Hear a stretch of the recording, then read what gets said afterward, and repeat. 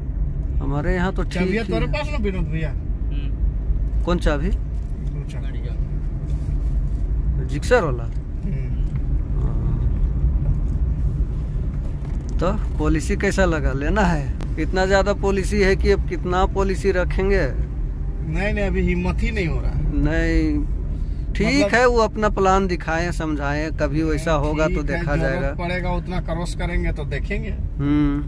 मतलब अपना भी तो है ना, खर्चे देख के चलना पड़ता है। कार है, अपना फैमिली मेंटेनेंस है, सारा चीज अपना पॉकेट मनी है, घूमना फिरना है, सारा चीज है। तो मतलब सब चीज देख के चलना पड़ता है। फ्लोर से एक स्टेज ऊपर है। हाँ, उतना में क्या संतुलन बना के चलना है ना पूरा लाइफ को। अरे साइकिल वाला को मजा आ रहा है, पूरा लाइट मिला हुआ है ना, पूरा पेडल मार रहा है स्पीड में। लाइट मिला था ना। वो भी सोच रहा था कि आए विनोद, ले लेते हैं। हाथी लोग किधर चल गया? अभी तो नहीं पता चल रहा है किधर है, लेकिन दूगो बोल रहा है कि उधर है। किधर? रजरप्पा रोड। अच्छा, दूगो है तो उन लोग पूरा झुंड में है जी। 16-17 हाथी है। दूगो बिछड़ के रह गया। बिछड़ गया है ना। आज शंभू कैसा बनाया समोसा? ठीक है। हाँ